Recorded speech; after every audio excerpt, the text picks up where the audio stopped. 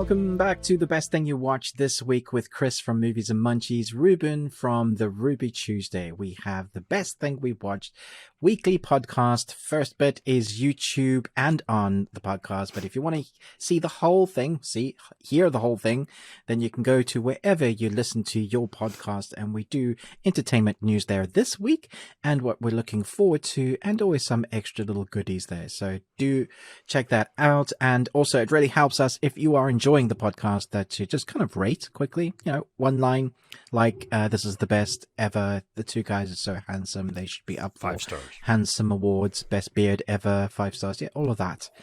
But I'm very excited to get into what we've got going on this week. It's been an interesting week as it is in our world at the moment, which is why I really am liking escapism at the moment, because we've gone from a certain person being president to COVID for 2 years, and now threatenings of World War III. So I really need some escapism, which is why I think this podcast is quite cathartic. Yes. What do you think, Chris? I agree. Yes, a little bit of escapism is definitely needed. So, yeah. So, your question. Do you have a question for us today? I do have a question. This one is not very serious. Hopefully it's easy to answer, but we will see. Okay. Do you have a favorite coffee mug? If so, what is on it, or what makes it your favorite? Okay. Okay. I have many really cool coffee mugs because I'm a geek and I collect them. And every now and again we have to do a cull because we've got too much, and I can't drink out of all of these. But my favorite is the one I'm currently drinking out of. It's from my wife. Can you see what that says? It's backwards in mine. I don't need to. It's a little. I've got a glare. Yeah, catch them all. One, you're enough. Oh, very sweet. Very sweet. Yes. So we're a big fan of Pokemon. Have been, and so instead I've got to catch them all, and that came at a time where we're going through a difficult time. So getting a little bit personal, but yeah. And then she brought that out and said, I only need you, babe. And I was like, score. That's awesome. I win. Yeah. So yeah, that's really cool. What's your favorite? Mine, actually, I'm drinking out of mine too. I have a lot. We have a lot of coffee mugs, and like Amazing. we have to do a cull every once in a while too, because it just gets ridiculous. Especially because I like buying them for my wife, because she loves squirrels, and so she has a lot of squirrel mugs, or mugs with squirrels on them. They're not actually shaped like squirrels, but anyway, I digress. Mine, so I have two really, but mine, the one that I have, I don't know if you can see your fatal. There we go. Oh yeah, it's adjusted. Troy and Arbit in the morning, amazing. I love that. Yes, so that just gets the song in my head.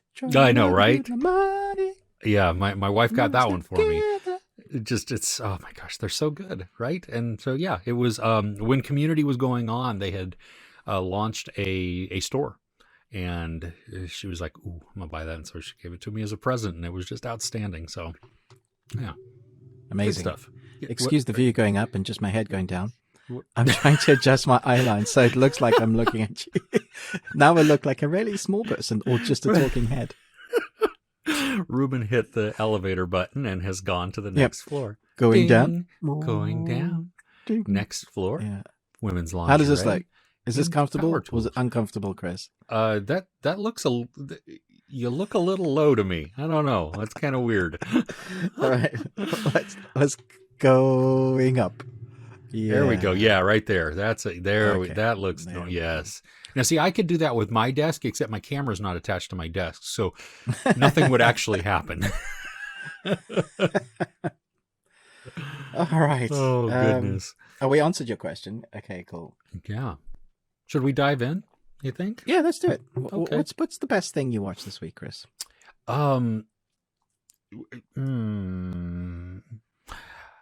Two things. Which one is old, one is new, and they kind of tie in together. But so Vikings Valhalla, which this one, I have not seen the original series. Have you seen the original series? Yes. Oh, okay.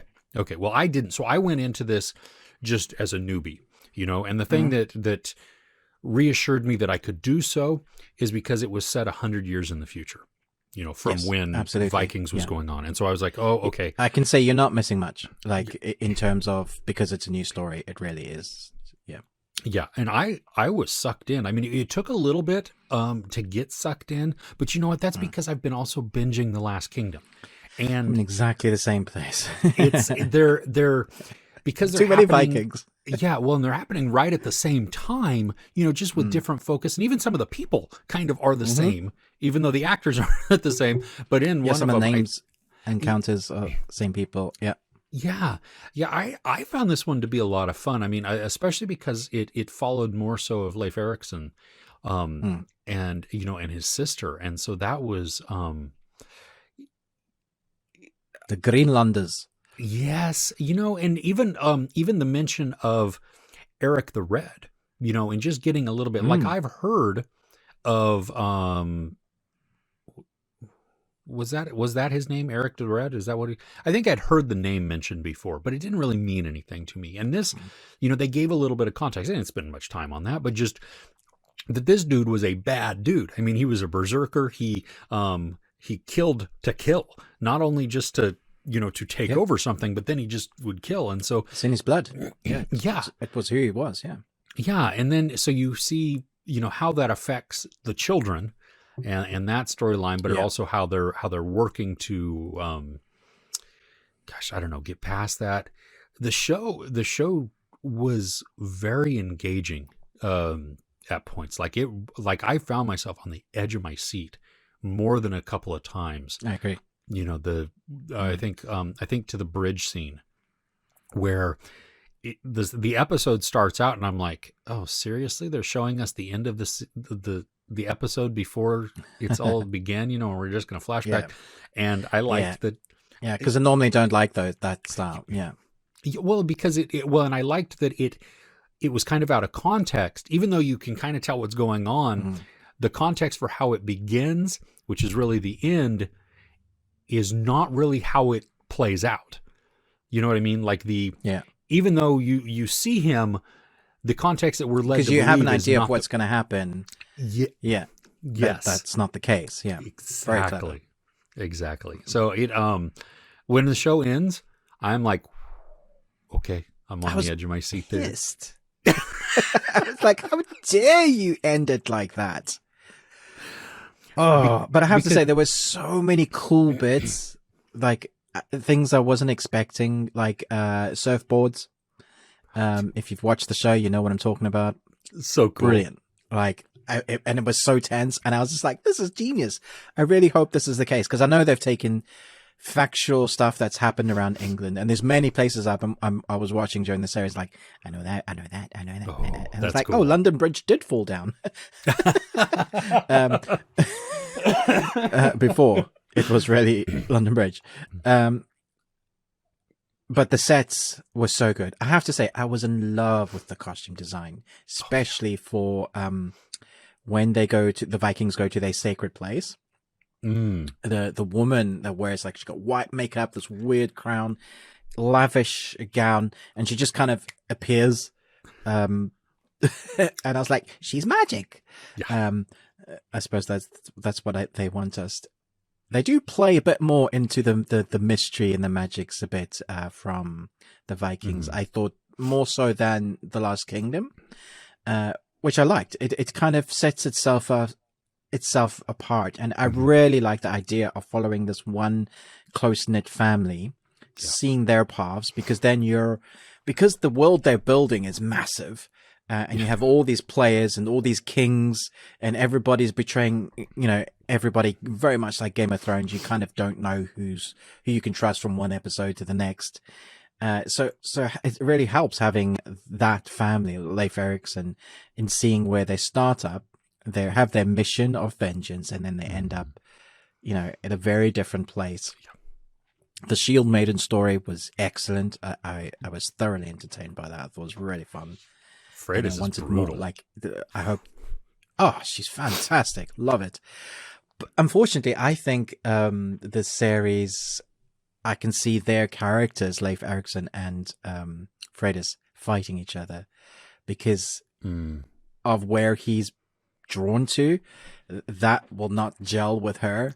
And I don't want it to happen because they're like my favorite characters. And I don't know about you, but in episode 8, halfway through the episode, there's a brutal moment, but there's a character that I literally sat up and shouted, "No!" Because I was like, "Why? You can't do this to me." There were actually several times in that where I'm like, "Oh yeah," but I think that one hurt me the most. I was like, "Is it?" Well, there was two that I think of that I really liked. One was higher in power, and one was more friend level. Which one are you talking about? Yeah, no, I'm talking about friend level. Yeah. Okay. I was pissed. Really. I'm like, seriously? Come on. No. That just... But what that then sets up for some action and the look is like, ooh, you have just unleashed something that that harks back to his heritage. Yes. Without doing massive spoiler. I was like, oh, we know where that's going then. Because I guarantee season 2, it's going to start with that. Oh, yeah. Just, he's now got a name. He nothing really else to live for except for that vengeance. And he knows who he wants to take down. He'll have a big mission again. And I'm all for it because I felt the same way. I was like, yeah, it was, so wrong. I mean, I understand they do it for the story and it makes sense within the story, but oh, come on. Just, did you like, what is his name? Jarl Cora? The bald, long-bearded assassin monk dude? Redbeard. Did he have a red beard? Yeah, he was the one, he was like the Christian zealot who was after Freitas for a while. Actually, oh my gosh, loved him. That dude is... He's perfect. He's a bad villain. guy. Yeah. Like the leader. Yeah. Oh yeah. I thought he was so scary. This show needed him 100%. Like they needed that guy that we wanted to hate so that when we came up against him, we were so there for like, oh my gosh, you're fighting this guy. He seems like he knows how to fight. He knows your ways, until it's revealed why he knows. We're like, why does he know? Like, why is he so set against the Vikings? Some people just think they're, because it's a religious thing, but he was like, these guys are evil. I'm going to wipe every single one off the face of the planet, and you felt like he could do it. Yeah. Well, and basically doing genocide. At least from a belief standpoint, He was like a warlord that you get in like in Africa now, like I'd equate him to one of those. Like, man, such great presence as well. Yeah, he was. He brought a lot of tension, a lot of fear, or just dread, because that because of what we've seen all the aftermath that he does, that he is ruthless, and so he won't think twice. Anybody in his way that is against his beliefs, that he has no qualms about. Just you're done. Oh yeah, a lot of fun. I would suggest, though, that anybody watching this series, Vikings Valhalla, that not to watch it alongside The Last Kingdom. Because even now, my mind trying to differentiate the two storylines of who the characters are, because of the similarities of the stories, even though they're different actors, they play a lot of the same characters. And you're like, what's happening with this guy? I thought they were doing that thing. I was, because I'm halfway through season 3 now of The Last Kingdom. Oh, dang. Okay. And I'm like, my brain is like, I'm all Viking. I basically walk down the kitchen, like, give me meat, woman. And then, I get shouted at. Slapped. Yeah. Where's my meat? Wench? Yeah, no. Doesn't go over well. Don't do that. Yeah, I agree. I'm halfway through season 2, and when I paused Last Kingdom to then watch Valhalla all the way through, and when I got back to Last Kingdom, I'm like, wait, what's going on now? Who is that? Why are they there? Oh, that's right. Okay, this. But wait, who are you? Oh, just yeah, a lot of little bit of confusion there. I do feel like how you can differentiate it, I guess, is the cinematography of Vikings Valhalla feels more expensive. It feels like they have more of a budget. And The Last Kingdom feels more drama to TV episode. So some of the episodes I could see Vikings Valhalla like being on at the cinema. You know, there's one, the grand scope of it feels bigger than The Last Kingdom, even though The Last Kingdom still has big battles and, you know, it just feels that much bigger. Whether that'll be the case for the new series, I don't know. But I believe there's also a feature film coming for The Last Kingdom. So we have that final 5th season and then the film to finish it off completely, which I'm hoping is going to be great because I am absolutely in love with The Last Kingdom. I don't know why we took so long to start watching it. You know, I think it was a week ago or a week and a half ago we started, maybe 2 weeks, but you know, I'm 3.5 seasons in, and that just goes to show, you know, there's other shows I should have been watching, and I don't want to. I'm watching The Last Kingdom. I'm struggling with the things that I have the advanced screeners for that I need to watch to review, but it's like, no, I really want to watch this. I'm invested in this right now, and I'm really, really enjoying it. And okay, tear myself away and. Yes, I know, like first world problems, but yeah, totally. Yeah. Talking about new things, I watched something that was new to us, but not like brand new. But my wife and I were big fans of the series Dexter, which is it's about the serial killer, and it finished over a few years ago on the 8th season, and the 8th season, like Game of Thrones, split fans massively. Like they just didn't like the way it ended. So they brought him back for Dexter New Blood. And that has kind of split fans again, but not because it isn't good. So this was very interesting. We started watching it and we were hooked instantly. We're like, this is good. It's really well shot. It's really tense. And the story kind of makes sense of where the character would be. It's 10 years later from the character. He's kind of given up killing. Like he's trying to be a good boy. But then something happens his son comes back into his life, and that all kind of stirs up his dark side. He calls his dark passenger. And they're wondering whether his son has that as well, like whether it follows from family, because when he was a baby, he saw his mother get cut up with a chainsaw in a cardboard container, and his son has seen the same, like his mother die in front of him with another serial killer. So there's all these similarities. So that's where the story starts. He's under a new name. There's 10 episodes, very easily bingeable. But the last episode, it finishes so abruptly that it just feels like they were building up this hype. They were just going for it, right? And then it finishes like, and that's it. A massive anticlimax.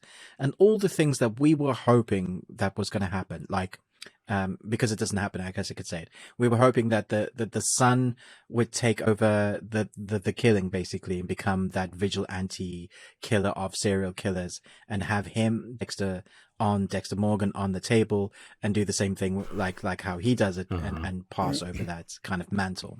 That would have been justice. And in fact, him as that character would have gone, yeah, I guess I'm the biggest monster of them all. I do need to be taken. This is your first proper kill by yourself. That would have been, it felt like full circle. Or having him chased by all the people that have now come to know who he is, and being that hunted, somehow being killed like that. But the way it ends is just like a kick in the face, going, and that's over. And you're like, but why bring him back if you're not going to finish it big and right? Well, and I think that's what's surprising, because the reason they brought it back was because of all the fan backlash of, you didn't do this character justice at the end. Like, now I haven't seen, I'm only in season 2, because this has become a very, very, very casual watch that I just kind of go back to every now and then. So I don't know the whole trajectory of the story and everything, but seeing what I saw from reactions online, that ugh, okay, season 8, not really what we wanted, not how it wraps up. And then you have, all the excitement comes from, hey, this is good, Yeah. just like you're saying. And then to see, and yet you don't stick the landing again. That It's so painful because it was a really good season. It's really well acted. They did do this thing where, because it's been 10 years, it feels like he no longer has the intelligence that he did as a serial killer back then. And I don't buy it because of the amount of kills. I think by now he's had hundreds. And I just don't buy it, like, written like that character. Even if he'd been resting, everything he had learned as a blood splatter analyst, and as a serial killer, like what he's learned together, he takes those, and he's an intelligent guy. He's strong, fit. And it just comes across like he's thick, like he's letting his emotions rule him. And because his son is in his life, he's all the rules that he set up, he's not obeying. And you're like, I don't buy it. And if you're going to do that with a character, you've got to make the audience buy it. Yeah. And that's the whole time we were going through. This is well shot. It's an interesting story. But if he was still intelligent, you can still be caught out with your intelligence because other people are intelligent as well. Cops aren't stupid, even though we make them out to be on TV a lot of the times. When you get an intelligent detective with an intelligent serial killer, that is really interesting watching. Silence of the Lambs is classic. Really mind, mano y mano, but with mind powers. So much fun. You think about David Fincher's Seven serial killer series. Mindhunter. Seven. Mindhunter. Mindhunter. Incredible. So dark, and we all want season 3 of that. We know we're never going to get it, but so that was disappointing because it is on the best thing I watched this week because I loved seeing the character again and other, surprise guests, and the story was fun, and seeing the interaction between father and son again. You're wondering what's going to happen. Which is why not sticking the landing again for the second time felt like a double punch. You're like, come on. And the writers had to have known that this was a one and done, right? So you go in. That's the thing. I don't think it is. Oh, really? Okay. Yeah, and that's not to say that someone's not going to die. It's just that they could do something else with it, which I don't want. Oh, okay. But see that. Okay. Well, that's. Because you're up to season 2, so you know that he has his dad is the one, or his surrogate father, the police officer, is the one that trained him and gave him the code, and he sees him like as a ghost and like vision, like he's always talking to him, but he's dead, right? Yeah. In this season, I can't spoil that for you because that's gonna spoil. There's someone else that's talking to him, and I think for them to carry on, they're going to do the same thing, and you understand when you get there. But yeah. Okay. Yeah. So sorry, I did a segue from Vikings there, but what was the other thing that you enjoyed watching this week? The best thing? Well, it is Vikings themed. It's The Last Kingdom. That's one of my ones that I. Oh, that's right. Yeah. Yeah. It and we already touched on it, but it's just I'm sucked into the show, and it's. I think I started it a little bit before last week, so I don't know. Yeah, a week and a half ago, maybe 2 weeks now, maybe. I guess I don't know. Not too long, but it is. It's bingeable. Everybody, in the comments keep saying, "Oh my gosh, it's great, it's great." I have seen some that is like, season 4 kind of just it falls off a little bit, and it's. Oh no, don't tell me that. And so I don't know, and I don't know exactly why. And I'm curious because I will be binging it really, you know what I mean, from. Not week to week, or even not season, and then waiting a year, and then season, and waiting 2 years and season.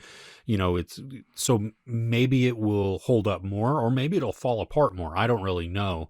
I just know I'm really glad I haven't had to wait because in between those endings, tough. Yeah. Well, and I'm looking forward to. I'm like chomping at the bit to get back to finish out season 2. They go into season 3, and so it's, I love the characters. Uhtred is not always the smartest. Uhtred is frustrating because he could make life so much easier for himself, but the way the character's written, but he doesn't. He needs to choose a camp. I think that's the issue. He doesn't know whether he's Viking or Saxon, and he can't choose one or the other. Yeah, well, and I think because he's so bound by honor, but also to his own desires. You know, I mean, he's at least where I'm at, he's still trying to reclaim his land, to get, you know, and from his uncle who is trying to kill him. And so that struggle of him, because that then legitimizes, that then also gives him not revenge, but at least justice within his family line, you know, and then, but then he also has, you know, he needs to take out, he's sworn to kill Kjartan with his brother. And it just, I really like his brother. I do too. I've been bummed that we haven't seen, at least where I'm at, we haven't seen a ton of Brita this season. That she's... Yeah, they've kind of stepped back with her character and made her whatever she is now in your storyline. Yeah, she's there. Oh, she's still captive by Alfred. So is Ragnarsson. But he is or what's his name? That's his last name. Pooh. Anyway, he, because the brother is sent to find Uhtred. That's where, because Uhtred had been sold to slavery, captured. Yeah, and so he's sad. But that's horrific storyline. And sad. Just oh goodness. He is a frustrating character. Made you like the character even more. I'm still drawn to him, even with all those frustrations, where I've become invested. He's not perfect, so not by any means. And I think that it's clever. Yeah. So even though he's the good guy, he's making stupid decisions, and you're like, seriously. Yes. For once, choose your family, or just decide, because being split really doesn't help you or anyone. Yeah. Because you can't save everybody. When the two sides meet and you're in the middle and you're meant to be fighting for both sides, what do you do? Yeah. Exactly. You have to choose. Yeah. Otherwise, if you don't, they both hate you, and then you're in an even worse place. Well, yeah, you haven't accomplished anything. He's got it. He will. I feel that at some point a big choice is going to be coming. But yeah, I don't know. We'll see. He could do like brave Sir Ruben, who bravely ran away. Brave Sir Ruben. We just watched Holy Grail a couple of weeks ago. That's awesome. Did you? Yeah. I was working out in the garage. There you go. Hey, should we had discussed off air of doing a little bit of a top list while we were talking about this. Is this, you think, a good time to insert that in really quick? Yeah, let's do it. Yeah. We'll do our top Viking themed ish movies and shows. So they could be Anyway, okay. You want to go first? You hit off with your number 5. I don't know. Did you rank them? Not really, but I guess I kind of will. Yeah, in 1999, there was a film called The 13th Warrior with Antonio Banderas, from the author of Jurassic Park and the director of Die Hard. And that's more than enough for me. But I love the learning of the language in this. There's this bit, it always sticks in my mind. He can't speak the language. Antonio Banderas he's obviously not Viking. Sia says to them, we need to defeat these evil monsters, and they think they're actual monsters because they're slashing people with like claws and wearing bear cloaks, I think it was, or something like that. And they were cannibals or something. This other clan that they had to destroy.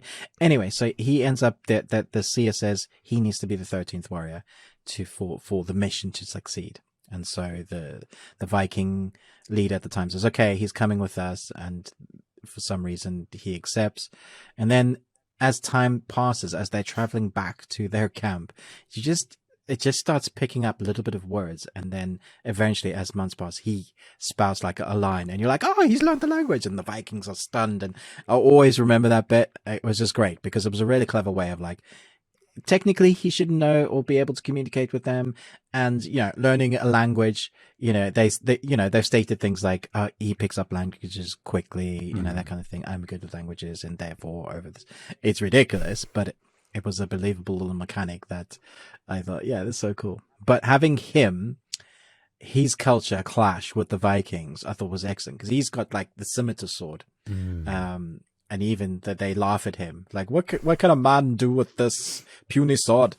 And then you see him fight, and they're like, okay, you can join us again.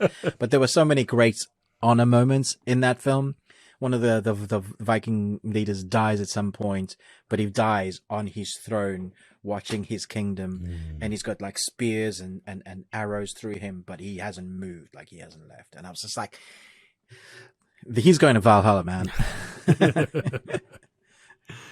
Have you seen it? Do you remember it?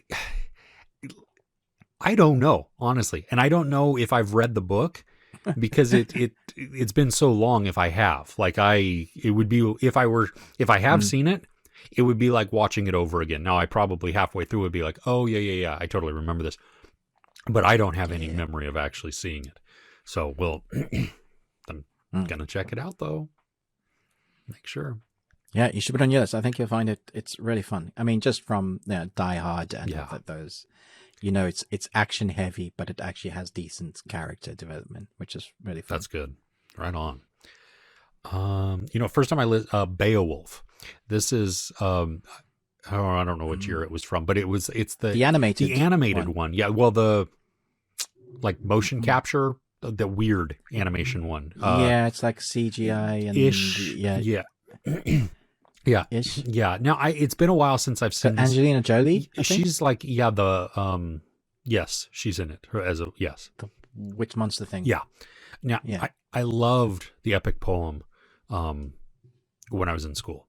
I mean, that's what drew this. It is an epic poem. Yeah. So I loved that. I don't know how well this holds up. It's been forever since I've seen it. And I'm sure the animation feels dated within it, but I remember 2007. Okay. Yeah. So it's a little old there. But yeah, I remember enjoying it. And I think maybe more so even because I like the story so much. That's, and just his quest that way. So I don't know. I do need to rewatch it, I think, just to see, do I still feel the same way about this? I reckon it might stand up a bit. The graphics won't. But Neil Gaiman is the adapted writer. And, he's a genius. Yeah. So there you go. Yeah. All right. What's next on your list? Although saying that, directed by Robert Zemeckis. That's okay. Yes, because it came out.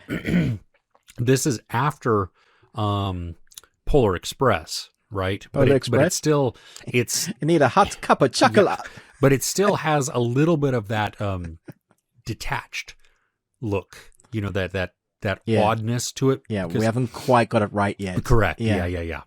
Okay. Yeah, there you go. Can you guess what's next on my list?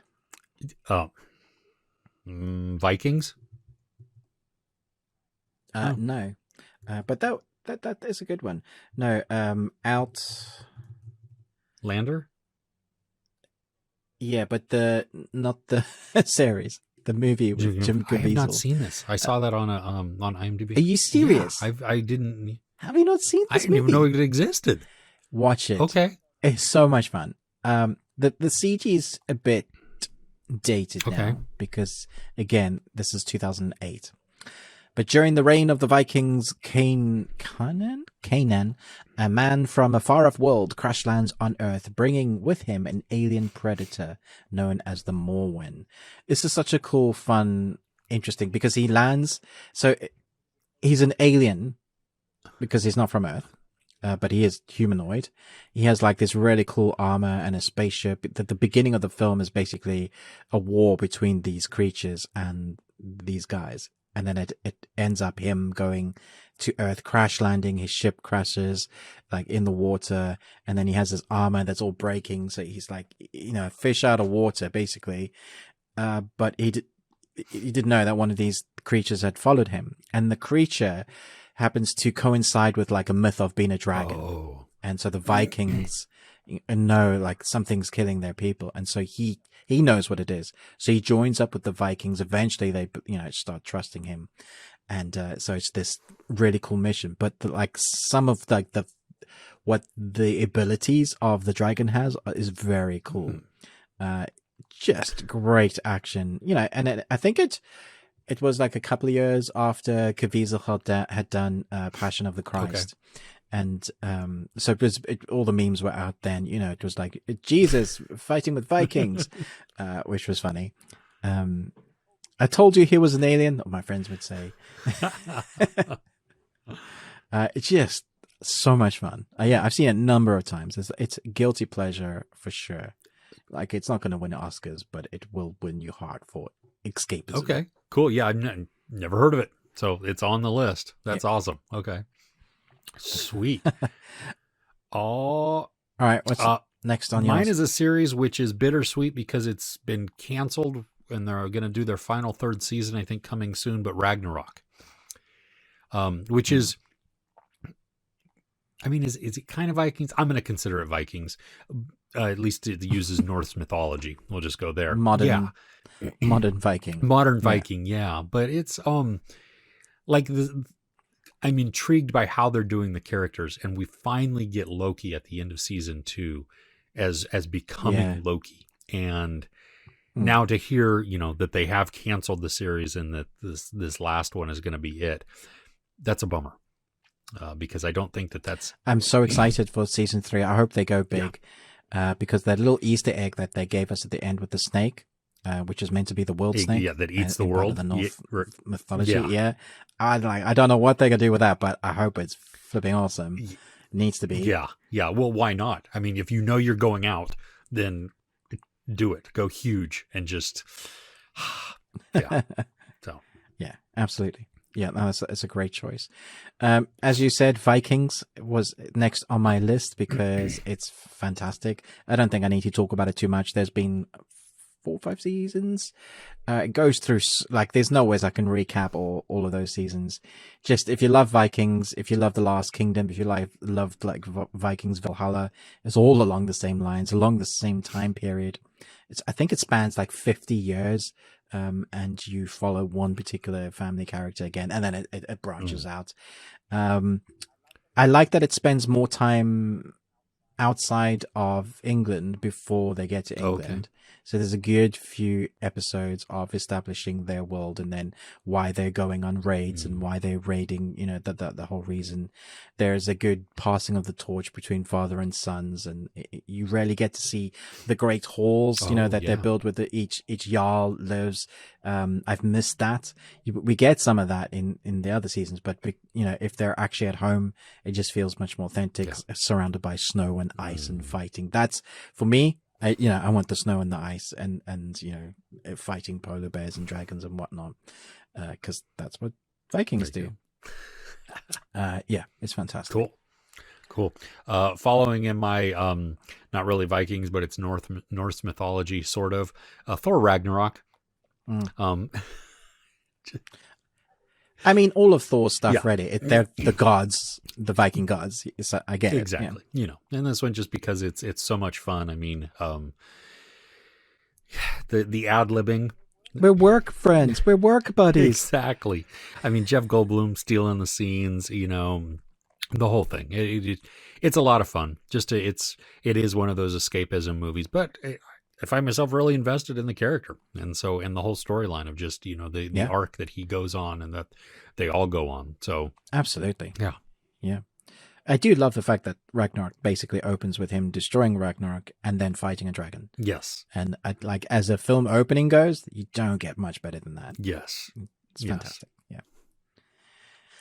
Here's one you might not have heard of. This is called Vinland Saga. It's an anime.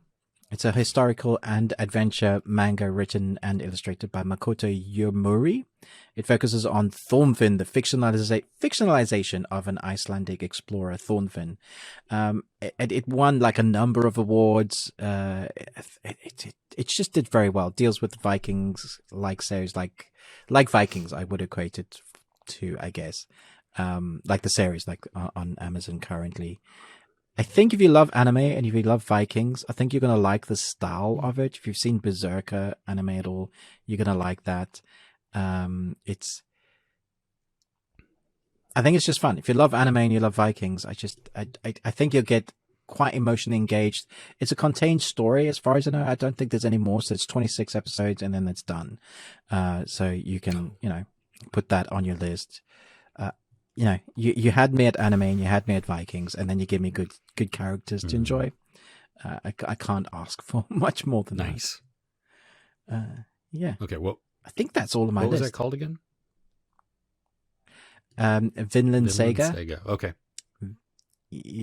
Vinland. Okay. Or Saga, however you want to pronounce that.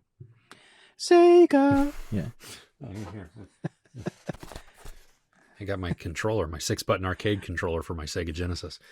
Ooh, so I can play some of my fighting games without having to press the button to switch, kick, and punch. That's all on your list? Okay, yeah. I've got one more. And this is Vikings, but not the show Vikings. Okay. How to Train Your Dragon. Good choice. We watched all 3 of them a couple weeks ago, and I cried every time. The emotion that is in it, it's so good. It's very I had forgotten. It had been, I don't think I have seen the 3rd movie since I saw it in the theater. And so I was rewatching that one. Okay. And it was just, I mean, the swell of emotion in this. And even like the 2nd movie, like I'm like, did this happen in this? Is this happening in this? And I'm like, I'm only remembering bits and pieces. So it was outstanding. And I've seen the first one so much that I can quote it along with the movie, which doesn't bother me at all. I love it. From the animation, from the way that they have crafted Toothless to make him so cat and dog like, and just it makes it very realistic. Because we all have, a lot of people have dogs and cats as pets and family. Yeah, right? how do you not fall in love with those mannerisms and with that then? And so it's great feel good movie. So there you go. Really good choice. Yeah. I'm not sure if I did 5, but my 5th was going to be Vikings Valhalla, which we've covered a lot. Yes. Well, I would put Last Kingdom in there also, which we've also covered. Yeah. So there you go. Okay. Cool. Yeah. All right. Okay. So the last best thing I watched was a thing I was late for this morning, which is why we were late. So I'll talk about it. So I don't often talk about games on this, but because it's the story is written by George R.R. Martin from Game of Thrones, and so that was one thing that had me very excited. But it's true Dark Souls. Like, if anybody knows anything about Dark Souls, it's really, really hard. Like, it's frustratingly hard. Thankfully, the thing that has got really going for it is it's open world. And so if you come up against a guy that's just kicking your butt, you can go, nope, I'm not doing this anymore. Turn around and go explore somewhere else. And that's what I love. So the reason why I'm talking about it as the best thing I watched, because it's visual like a Game of Thrones storyline, because it's been written like that. They spent years on it between the developers and the writer himself. They've been like embedding everything that makes a Dark Souls game a Dark Souls game. And then you embed that story of that fantasy realm that Mr. Martin is so good at, and obviously Mr. Martin's gonna use every excuse under his hood not to continue writing his last book, so he's just getting involved in everything else. But come on, Mr. Martin. Oh, well, I don't think you've said the name of this game, because you're not actually talking about Dark Souls, right? Oh no, I'm so sorry. Yeah, so Elden Ring came out this week, and I think pretty much everybody's going to have heard about it, even if you're not a gamer. You know, they've had trailers, it's big marketing, it's probably one of the biggest titles in games this year. But games have come so far where they have their own stories, you know, very cinematic, triple A voice acting, you know, I think the gaming industry has double the amount of revenue made than cinema and TV did last year. So it's big industry, so it makes sense that they're pushing more money into that. But the thing with the Dark Souls games is a lot of the time people have no idea what the hell is going on with the storyline. Like, what is actually happening? I see a big monster. You said something random about my soul. I don't get it. You kind of have to hunt around for the story and listen to like the little scripts of the random NPCs. This one kind of does the same, but actually has a sort of understanding of what's going on. You've got to get the Elden Ring to stop the world from falling apart from rot, basically. Okay. And so, like, there is one ring to bind them all. And so that is your goal. You've got to start gathering that up. And along the way, you have your horse. For the first time, you can jump in the games, and you have a horse that can double jump in this game, which makes it like everybody is like, you can jump in a game? What? I know, but Dark Souls never allowed you to, unless you could like jumping over ledges, and it was like an automatic mechanic that allowed you to do that. This time, we're going vertical. But I think the thing that everybody will talk about is between the story, it just looks beautiful. Like, it's such a vibrant fantasy world. And that's not normally something you say about Dark Souls games, because they're just dark. They look good, but they're dark. This one has much more vibrant in color. So they've taken their mix of Sekiro, which was their ninja game, and Dark Souls, put everything in there, and then given us a really interesting world and story. And so I was, you know, I was like, it's hard, but I want to play it, which is a good place to be. Have they estimated how long gameplay is, like, to complete the story? I think that ranges massively according to your skill. Well, sure. Because I know lots of people just will like speed run it through and probably do it in like a few hours even. You know, they'll probably find all these. But if you want to explore all the worlds, there's like 8 major bosses, and then there's 100 mini boss dungeons, and then there's probably at least 1,000 or 2,000 things for you to do, like side quests and things to find, and different weapons. You have, I think, 8 different classes or 10 different classes to choose from, and each of them has like their own story and abilities of the way things are opened up, and then it's up to you how you do it.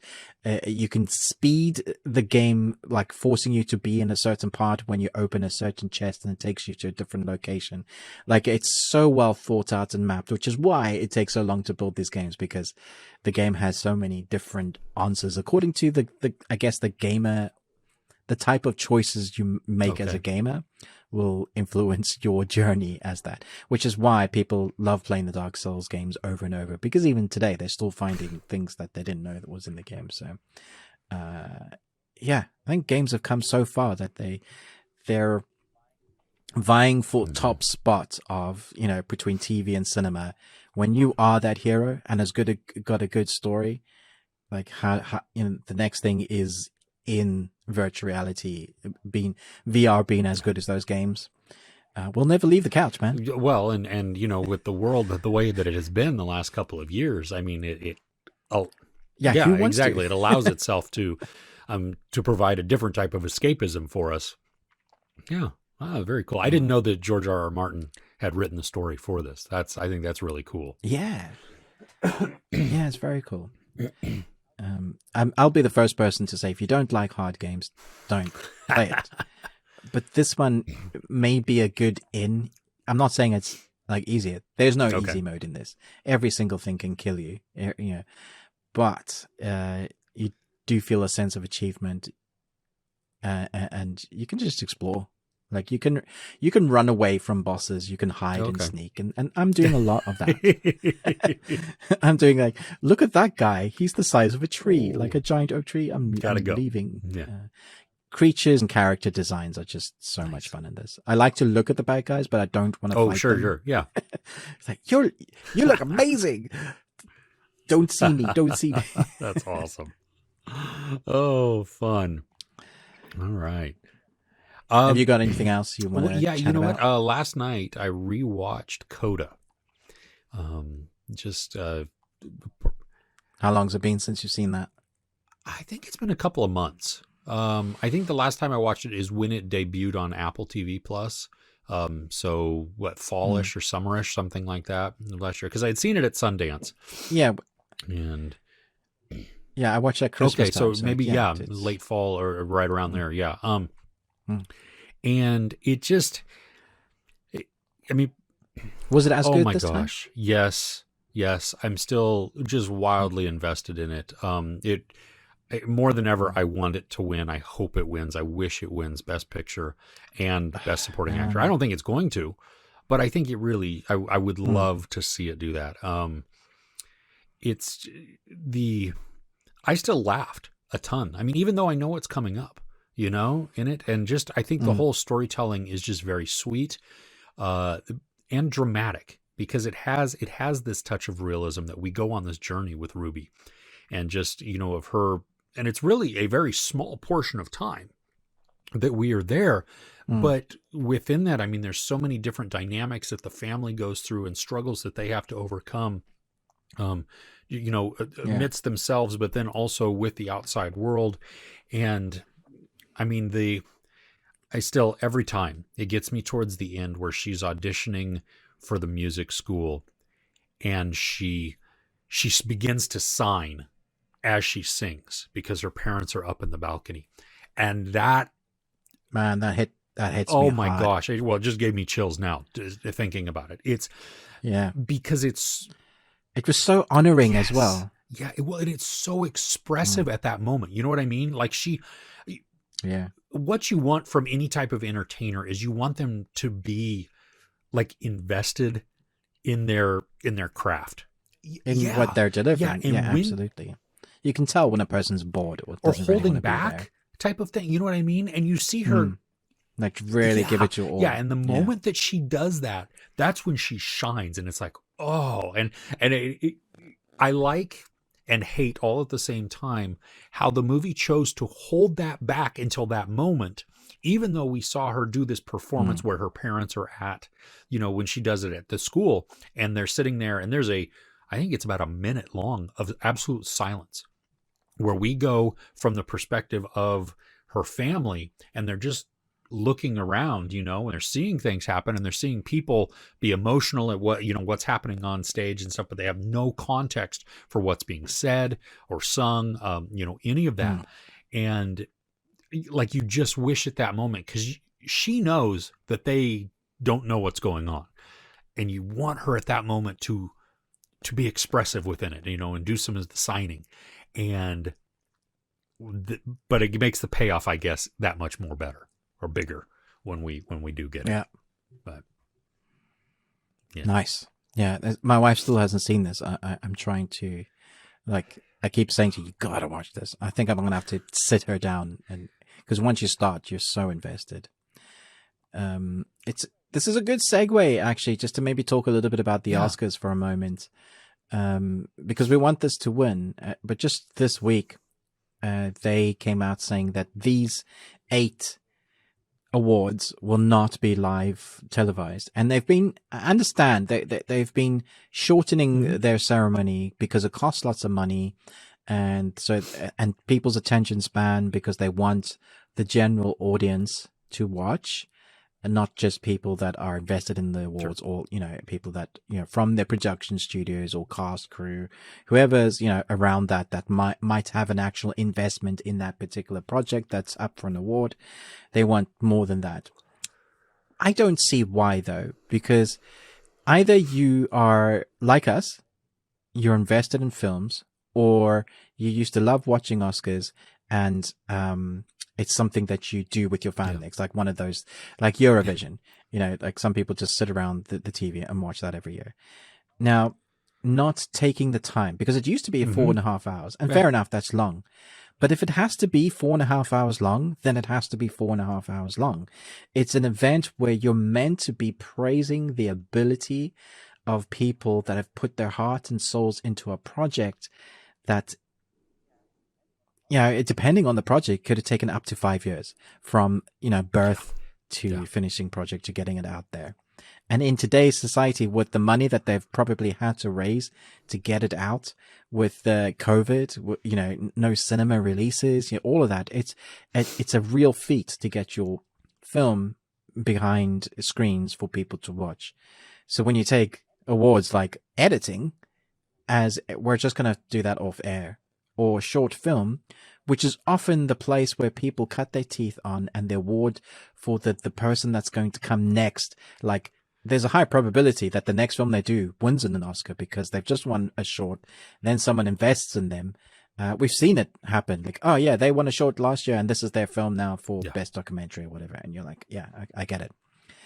I just feel like it's a real slap in the face to all of those people. I agree. And, when we talk about the length of the show, there are extraneous portions that can be cut out. Let's just look at, we've gone exactly with 3 years with no hosts. Okay, that doesn't go over too well from a broadcast standpoint. But now you've got 3, and so you've got extra time that is then just spent with them discussing, talking back and forth, delivering their lines, doing some kind of weird skit that probably doesn't work. Cut out a lot of that stuff.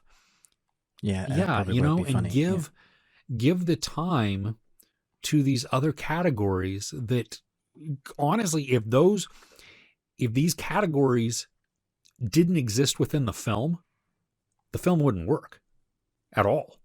The editing, is cinematography in this, or is it? I don't remember which 8 it was, but it was like there's something with.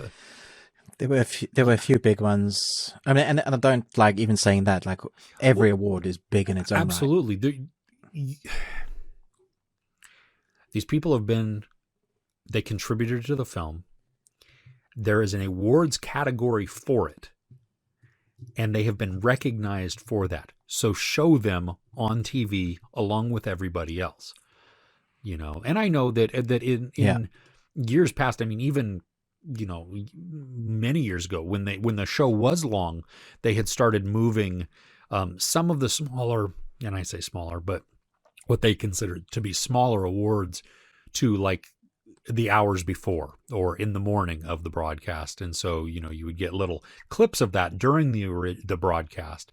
But it felt, I don't know, I don't agree that, it really is. And you figure that I don't think the Oscars, the awards ceremony, the broadcast itself is doing it itself any favors by behaving in this way. You know what I mean? Like you've brought 3 hosts that are questionable, at least together. I mean, I'm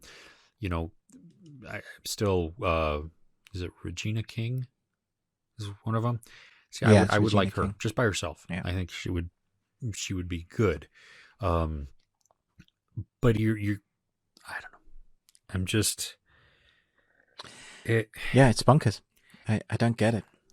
And I can just tell what's going to happen this year. We're going to have forced jokes that aren't going to land with the 3. It's going to be a waste of time. They're going to have some show pieces like musical numbers, which is fine. But again, we don't need them. We've had times where you get an opening number and then they get straight into it. Yes. And that works. All it needs is someone that is charismatic enough to carry the show. We've had it. Hugh Jackman. There's been others that have managed to be funny as themselves. You like them. And so you watch them deliver or introduce the next person that's going to say, and these, nominated categories are blah, blah, blah. And you can do that. But I also can tell that this year's, and I really hope they don't, that a lot of them are going to use the platform to bring awareness to what's going on in the world at the moment. And I just don't think that's the place to do it. I think you should be celebrating each other and what it's there for, because then you come off like, okay, now you're trying to make yourself look good because you've mentioned that, and you're all, it's not, at the end of the day, it's not going to change anything. You're sure. I don't Yeah, know. well, Maybe I don't know. I mean, I appreciate to some degree using the platform that you have, but I think using it in one avenue like that, if it's not what you're already putting out, it comes across as disingenuous. You know what I mean? Like if you're not already in your regular social media or your personal life standing up for whatever cause you're going to be talking about at the Oscars in your award speech, you're just on the bandwagon at that point. And it... Oh, but that's what happens every year. So this year it will be, hopefully it hasn't progressed further with what we're experiencing at the moment, but then it's just going to be, and blah, blah, blah. And I was like, yeah, but that's, yeah. Unless your lifestyle actually reflects what you're saying up here right now, then that's not right. Agreed. Anywho, the last thing I wanted to talk about before we jump into news and stuff, I guess, unless you have other...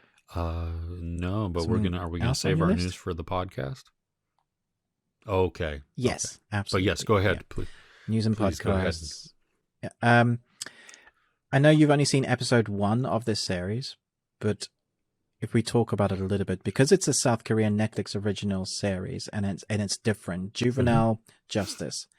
It's I equate it to a lawyer series because that's kind of essentially what it is, but it's about a judge that comes over to a group of people who look after young offenders from 14 and under.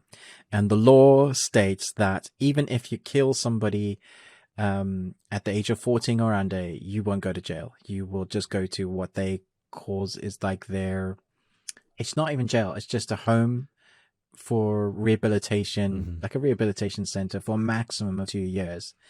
And because of that, you can get away with a lot as a youngster. I remember there were 2 14-year-old kids that killed a young baby here in the UK when they watched Child's Play. Don't know if you ever saw that. It was a big thing. And so they went, and their story was they had watched Child's Play and they thought it was Chucky. So they killed the child. Yeah, and I don't need to go any more into details about that, but that's horrific. So I was very interested to see how they were going to do this, because the law itself is very interesting. And then when you learn about this series that all of the cases are based in fact, you're like, oh crap. Okay, so this is really dark. Yeah. But what makes it interesting is this: the woman judge that is kind of the lead of the group. She hates kids, and she just doesn't like them, man. And you're like, oh crap. Okay, I don't like you as a character. How do I like you? No, you're absolutely right. From the very beginning, I mean, it's within like the first couple of minutes that's revealed that it's hatred for them. I mean, she uses the word hatred, and it's like, oh, yeah, okay. How? Ooh, I don't want to show up in front of you. That's. But you do find out why, and her character is fleshed out somewhat. But what I really like is like each case really spends a lot of time with the families on either side. So whether the kids or what's happened with government, because there's one that's kind of like it goes into a bit of politics and who's involved with that.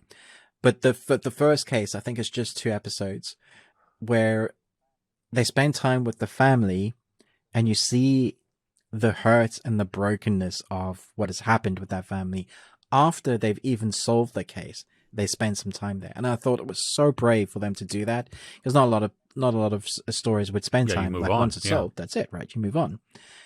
Yeah, but this time they were really kind of showcasing what happens, and I think the acting is great, from especially like the youngsters who have to play the vileness of them or the brokenness. I think just in episode 1 you'll see. I don't know if it's in episode 1, but that one kid that's brought to court and he's got to answer some questions, and you see him laughing and giggling about what he's done, and you're like, dude, you were gone. Yeah. Or is he? And so as the story unfolds, you're like, this is way worse than I thought. And that was before I was like, the cinematography is fantastic when it's not in court. They do some of the shots, like she chases one person. She's often going out to get her suspects. She doesn't really have jurisdiction, but she's a very hands-on judge. And she like kind of pulls them in and like, I'm going to take you down or not. I'm only in one episode in, and I was, especially by the end of it, I was hooked. I mean, I was like, ooh, okay, this is. It does take a bit of time to get into it. And she is off-putting at the beginning. The judge, she's. Yeah. I mean, she's built that way. You know, they have done the character that way. It was funny. My wife, as we were watching, she's like, "Is she kind of like House?" You know, remember Hugh Laurie's House? You know what I mean? Where it's like, well, maybe, I guess. I don't know how it's going to go, but I can certainly see that. That's a good observation there, because I don't think I ever fully liked House. Well, as a character, he was the worst. I don't think. See, that's the thing. I don't think you're supposed to absolutely like him, but yet you see how brilliant and dedicated he is, even though he's comes across as just a terrible person a lot of the time. And so this one, I think, her, I mean, and I'm glad to hear that we get to learn more about her story as it goes along and just more of her background. But I mean, the cases, at least so far, this first case, it starts out pretty harrowing. I'm like, that is oof. Yeah. It's heavy. Yeah. I like how they just get into it. Like, okay, this is what you're in for, guys. And they don't shy away from it, really. They kind of show you what's happened, or, like flashbacks or recreations or whatever. Or you get to see what happens as if you're there. And there's a lot more that comes into play. So they show you the ins and outs. And I guess that could sound boring, like of the politics of the law, but I found it quite riveting. The way they did it, because it's so different when it comes to youngsters. There's a big feeling of, this is so unjust. This is so unfair. One year older and you go to jail for 20 years minimum. But because you're 14, you can get away with it. 2 years and you're out, which just means if they don't get the help that they need, whatever's making them like this, they're gonna do it again and worse, or maybe multiply it. And it also means that they can game the system. If you truly have somebody who is absolutely, who's not maybe mentally challenged in a way, and I don't know, that's really not the right term that I'm trying to find, but it's just you know what I mean, like they're maybe incapable of fully understanding all of their decisions, versus a person who sees, well, you know what, I've been wanting to do this. If I do it now, nothing's really going to happen to me. And that's. Yeah. I mean, there is so much psychology there to talk about, because absolutely, the young kids' brain aren't fully developed, and there's a massive change between even 14 to 18. The whole brain and literally changes. Like, it goes from one side to the other, and you reform as a person, and you start becoming that adult. It's a real thing, but that doesn't mean the choices you made during that time aren't, don't have consequences. You're still human. You still make those decisions and might be influenced by emotion. But that, then that comes down to upbringing, parents, your government. That's why we have government and places like this. I think a deeper question too is, if it's in the case of a murder, you've taken somebody's life. You know what I mean? That's irrevocable from their side of it. Because it's complex, I think. In some places in America, a couple of years later, you'd be hanged or executed for that. So I don't know if there's hanging in America, but I know there's some states that still have electric lethal chair injection, gas. Lethal injection, Is electric chair gone? Yeah. I think I don't even think the gas chamber is. I think it's all lethal injection. All right. now. Okay. Except one time, I think somebody did choose firing squad. I want to say that was like in Texas, which makes sense. I don't know. You can choose that? Don't quote me on that, but I thought I remembered something like that. That was kind of a weird, like, I'm laughing because it's just like, yeah. Well, I think Western? we have some weird laws still on the books. You know what I mean? And so you Yeah. have the opportunity, I think, to be able to do that. Like, you're not allowed to ride an ostrich on Tuesdays down Main Street while wearing a cowboy hat. Wednesdays you can, but not Tuesdays. Yeah, I totally want to do that. I totally want to do that on Tuesday to see if anybody enforces just the because, law. yeah. Just so yeah, I don't know. It's very weird. But isn't even your right to bear arms the Second Amendment? Wasn't that done during the Civil War, when you had musket guns and you have the right to bear arms to can protect your neighbor? But yeah, I heard someone talking about it recently, saying that it's not the same law anymore because they didn't. If they knew that you had like automatic weapons and tanks, and it's a little different. You have the right to bear a tank or a grenade launcher or an automatic rifle. I think laws sometimes need to be looked at again, like your ostrich riding friend. Yeah. I think the opportunity to always re-examine laws, to know that, what, we should be able to learn from, and apply what's relevant today. Just because it was this way when the law was written, because it was applicable then, the situation and the circumstances have changed, just from either technology or access or anything. And so it is different. It makes sense that we would evolve our laws the same way that our interactions evolve. I mean, we evolve our internet laws, so it makes sense. Why wouldn't you? Yeah. Anyway, I've brought us into a different conversation. Let us know in the comments below. Do you like guns? I used to play Nerf guns with my kids. I had one of my first real jobs. I was working at a radio station, and I bought everybody in our department Nerf guns, and we would just occasionally have Nerf wars, and it actually spread through the building. Oh yeah, we because our buildings were separated. Also, at one point, we as a group got up and went and attacked the accounting department, who all had guns also. But yeah, it was it was amazing. Anyway, I had one of those. I'm guessing you didn't get a lot done. I had one of those that was it shot the mini Nerf darts, and it held 50 of them. No. It was little darts. So they were small darts, not the bigger darts. And it was like a machine gun. And so it was, I want to say it was battery powered, and it held like 50 just in this, like, it looked like a beehive almost at the front. It was amazing. Were you like, hello to my little friend? The sucky thing, though, is after you shoot them, you have to go around and find all of these darts that are just everywhere. I mean, it was... Oh, that's the worst. Yeah. If you're playing with your kids, like I sit down, okay, find the darts. Yeah. We set up like little dens, and then, however many times you get hit is how many lives you have or something. But I always used to get picked on because they teamed up. There you go. So come at me from both sides. You know what? It's the way you do it. Oh, awesome! Yeah, cool. Well, I think we've reached the end of our video portion. You are more than welcome to join us over on the audio podcast, where we're going to discuss news and the things that we're looking forward to this coming week. But we always, thank you so much for watching, for tuning in. Like, share, subscribe if you have not. What are the best things that you watched this week? Let us know in the comments. I meant to say this earlier, but I had gotten two comments from last week of just some of the things that other people were watching. And one was A Monster Calls, which I don't think I've ever seen that movie. Have you seen that? It's okay. All right. Okay. Yeah, it's really sad. Yeah, it's an amazing film. I need to check that one out. Really, really sad. Yeah. Okay.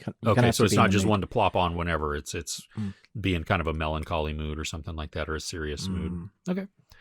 Cool. And then there was a couple of documentaries, and I didn't actually get to either of them. It was one. It was called Downfall on Netflix about Boeing. Yeah, I didn't get a chance to see it. I never got to it. And then people are watching Vox Machina and Space Force Season 2. But hey, if you are enjoying it, enjoy it. So, but we would love to hear what you're watching. maybe it adds something to our list. So let us know in the comments. And yeah, Ruben with the Ruby Tuesday. I'm Chris with Movies and Munchies. Thank you so much for tuning in, and we'll see you next week.